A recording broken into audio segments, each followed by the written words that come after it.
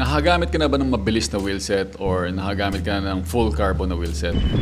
If hindi nyo pa natatry or hindi nyo pa nadidinig ang brand na Exar or Exar wheelset,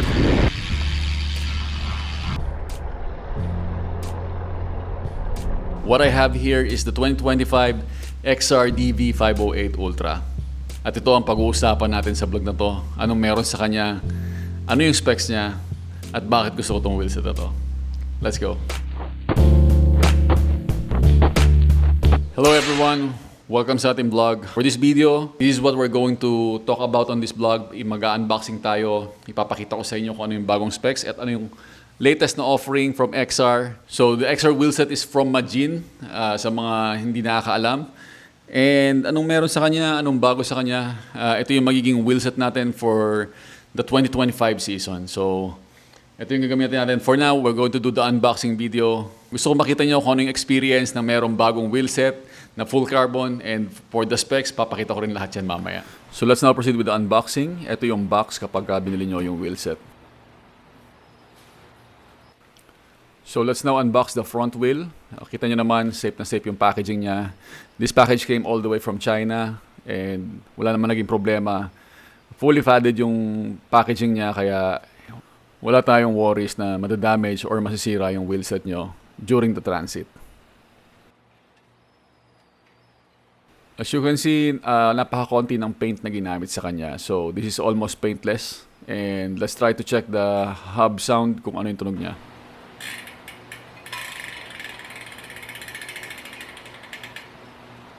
Alright, so let's now proceed with the front wheel. Almost the same yung packaging niya. Naka-plastic and then naka-foam siya.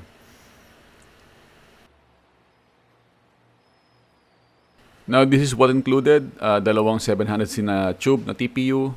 It also come with this kit na pang tubeless. It has a manual. Yan, pwede nyo basahin yung specs dyan. And also, it has a rim tape, tubeless rim tape. May kasama siyang rim plug in case you're going to use the tubes or the TPU tubes. And also the tubeless bulb. So later, papakita natin kung paano natin ginamit yan. So let us now talk about specs ng wheelset. So ito na sa likod ko is the DB508 Ultra 2023 model. So ito yung ginagamit natin for everyday, for training, and sa mga events. So what I have here naman is the 2025 version ng DB508 Ultra. So they're almost the same. This is just an upgraded version. Anong naiba sa kanya, ano yung bago, or ano yung na-upgrade sa kanya, we're going to talk about it later. But for now, pag-usapan lang muna natin is about the specs. So, nakagawa na ako ng vlog dito sa bike na to. Dito sa ginagamit ko na 508 Ultra na 2023 version. Click nyo lang yung link sa taas kung gusto nyo mapanood yun or gusto nyo makita. Ganun pa rin almost ang specs niya. So, let's start with the rim height. So, ang rim height nitong DB508 Ultra is 50mm sa harapan and 58mm sa likod. There also a DB405 Ultra na merong 40mm sa harapan and then 45mm sa likod. Anong bago this 2025? They now have the DB607 Ultra. So 607 meaning 60mm sa harapan and 67mm sa likuran. So yun yung nadagdag sa lineup nila. Before, they only have the DB405 and the DB508 Ultra. Pagdating naman sa rim width, yung external rim width nila is pare-parehas ang Ultra series na 30mm ang external rim width. Correction lang po, when it comes sa DB607 Ultra, ang front wheel po nito ay may external rim width na 32mm, while the rear wheel ay meron pa ring 30mm. When it comes sa internal rim width, they have 23mm internal rim width. So yung internal rim width na yun, 23mm, yan yung common size sa mga latest na wheelset ngayon. And ang recommended tire size sa kanila is 28mm pataas. So you could even use 32mm. So yan ang nagiging trend ngayon when it comes sa road cycling na gumagamit sila ng mas malalaking tires. For the material that they use high modulus carbon fiber for the rims, and they now use Vonawa spokes or carbon spokes which is replaceable in case na magka-damage. For the free hub body naman, it has 36 teeth Ratchet system or Star Ratchet na compatible sa mga DT system, or you can easily upgrade it sa mga 60T kung gusto nyo ng mas mabilis na engagement or mas magandang tunog. So pwede nyo gawin yan. Compatible siya sa mga DT system. And this wheelset is UCI approved. So for those na sumasali sa mga UCI sanctioned event, you won't be having any problem since this is UCI certified. Aside sa Ultra series na meron tayo ngayon, Exar also launched different series of wheelset Umpisa natin sa standard. So standard, ito yung para sa mga advanced cyclists na gustong magkaroon ng carbon wheelset or nag-uumpisa pa lang gumamit ng carbon wheelset. So ito yung pinakamura nila sa lineup. Pwede siya sa rim brake and also sa disc brake. Susunod naman dyan is yung Pro. So pag medyo gusto mo na ng high-end ng konti, yung Pro series nila, ito yung meron ding rim brake at disc brake na option. And ang pinagkaiba lang nila is hindi pa siya naka-carbon spokes. However, itong Pro series nila is naka-ratchet system na rin, so okay na rin siya, maganda rin siya gamitin. Before I use Ultra, gumamit ako ng Pro series ng Exar and maganda rin naman ang performance nito. Next, they have the Ultra Dark. So it's almost the same with the Ultra series that we have, pero para to dun sa mga gusto ng all black lang na wheelset. Let's say na yung frame nyo is namimili ng kulay, hindi bagay yung merong kulay gold. So pipiliin nyo is itong Ultra Dark. Wala siyang ibang kulay kundi black lang. However, mas mabigat to ng konti in comparison sa Ultra series sa dahilan na hindi pa naka-fully internal yung kanyang spokes and nipples. So nakatipid ng konting weight yung Ultra, which is yung pinaka-high-end nila or yung pinaka-top of the line nila na wheelset. Itong gamit natin ngayon. Alright, so now let us talk about the difference kung ano yung nabago between the 2023 model and the 2025 model. So una-unang pinagbago niya is the spokes. So I believe they are now using Bonawa spokes, which is a German company who design and manufacture carbon fiber spokes. So as you can see sa comparison na to, yung blade ng spokes niya is mas aero, mas malapad na ngayon. Having that said, dahil mas malapad siya, mas aerodynamic, using this kind of spoke, mas nabawasan naman yung timbang niya. According to Majin, the previous version, the 2023 version weighed around 1,375 grams and the latest version, the 2025 version, only weighs 1,350 grams. So aside sa spokes, naka-internal nipples na rin yung mga spoke nipples na gamit sa 2025 version. So yan yung isa pang upgrade dito. Before they are using external, but now they are using internal. So having that said, dahil nga mas bladed at mas aero na yung spokes, and dahil naka-internal na siya, naging mas magaang and mas stiff yung wheelset na to. So nakasave kayo ng 25 grams. And isa pang nabago pagdating sa 2025 version is the free hub body. So hindi naman totally nabago. It's still compatible with the Star Ratchet system from DT system.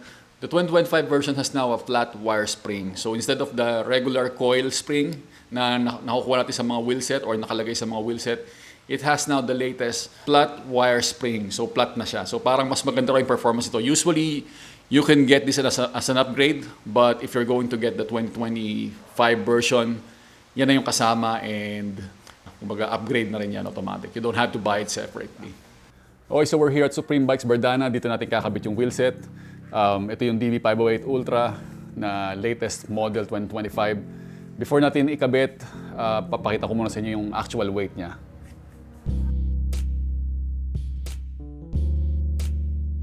Kunin natin yung front wheel. Ito yung front wheel, wala itong tubeless tape, tsaka wala rin itong tubeless bulb. So ito yung weight niya.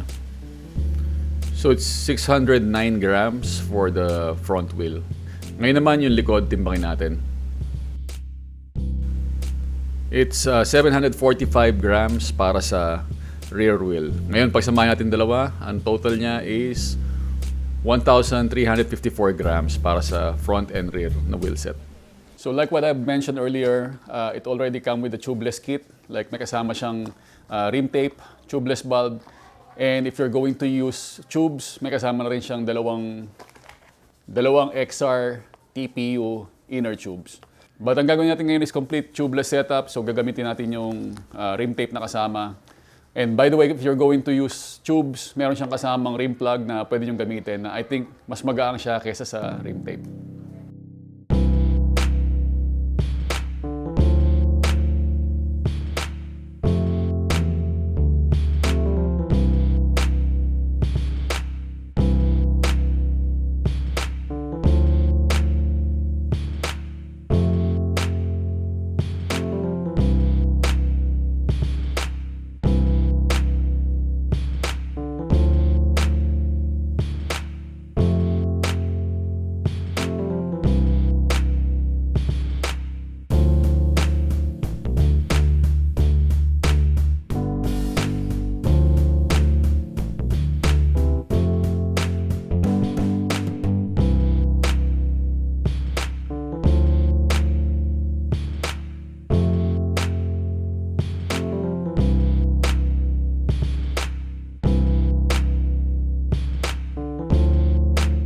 So tapos natin lagyan ng rim tape, lagyan natin yung tubeless valve, and then lilipat na natin yung gulong galing sa lumang wheelset.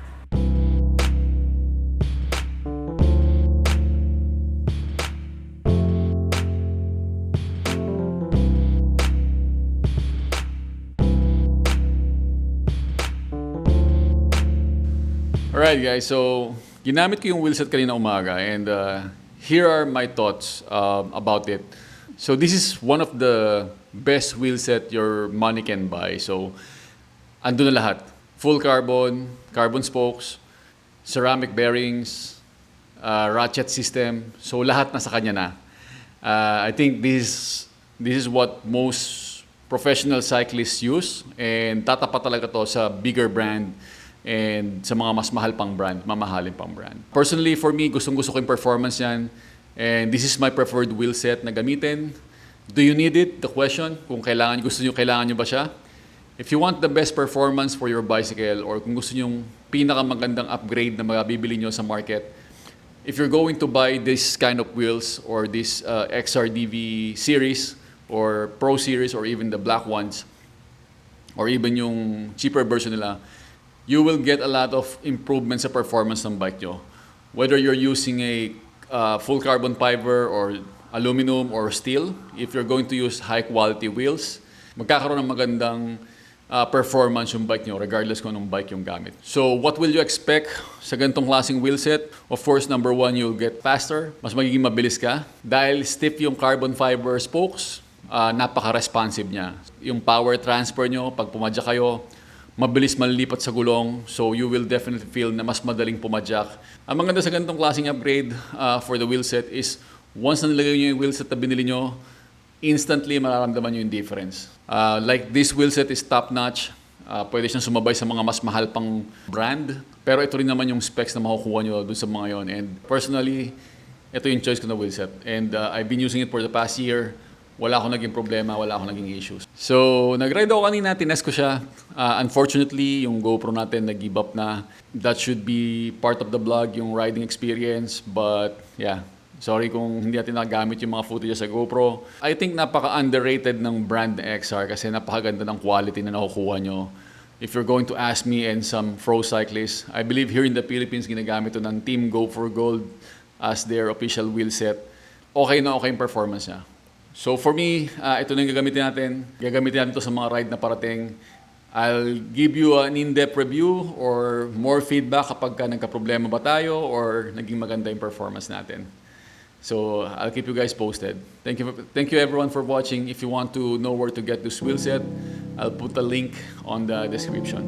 And you can also check the website of Majin on the description of this video. Thank you everyone for watching. Magandang araw sa inyo. Go vegan.